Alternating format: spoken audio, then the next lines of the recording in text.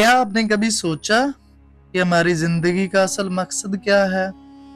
क्यों हम यहाँ हैं? क्या ये सिर्फ खाना पीना कमाना और सोना है, या इससे बढ़कर भी कुछ है? इंसान सदियों से इस सवाल का जवाब तलाश कर रहा है।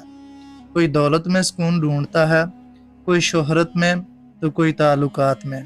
लेकिन अक्सर ये सब हासिल कर लेने के बाद भी एक गहरा खालीपन बाकी रहता है। ये खालीपन हमें बताता है कि हम कुछ अहम चीज़ से मरहूम हैं।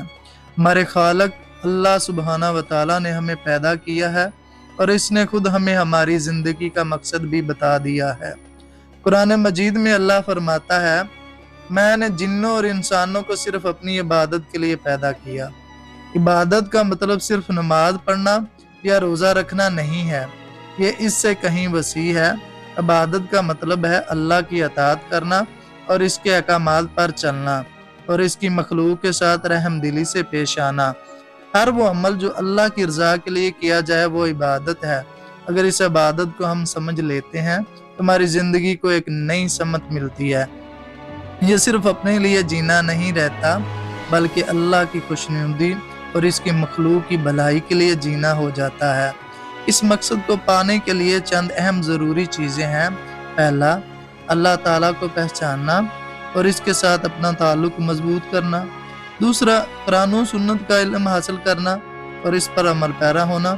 तीसरा, अल्लाह की मखलूक की खिदमत करना, चाहे वे इंसान हों या हैवान। चौथा, अपने इखलाक को बेहतर बनाना, क्योंकि ईमान की तकमील इखलाक से होती है। जब हम इस मकसद के साथ जीना शुरू करते हैं तो हम एक बेमिसाल रूहानी सुकून महसूस करते हैं। ये सुकून बैरूनी हालात पर मुनहसर नहीं होता। मुश्किलात आए या खुशियाँ, हमारा दिल मुतमिन रहता है, क्योंकि हम जानते हैं कि हम अपने खालक की रज़ा की खातिर जी रहे हैं। ये वो सुकून है जो दुनिया की दौलत नहीं दे सकती। तो दोस्तों, अगर आप भी ज़िंदगी में इस गहरे खालीपन का सामना कर रहे हैं तो शायद वक्त आ गया है कि आप अपनी ज़िंदगी के असल मकसद पर गौर करें। आपकी नज़र में ज़िंदगी का सबसे बड़ा मकसद क्या है? कमेंट्स में हमें ज़रूर बताएं। इस वीडियो को अपने प्यारों के साथ शेयर करें ताकि वो भी इस रूहानी सुकून का रास्ता पा सकें। और मज़ीद रूहानी रहनुमाई के लिए हमारे चैनल रूहानी महफिल को सब्सक्राइब करना ना भूलें और बेल आइकन को भी दबाएं ताकि आप हमारी कोई वीडियो मिस ना करें। जज़ाकुमुल्लाह खैर।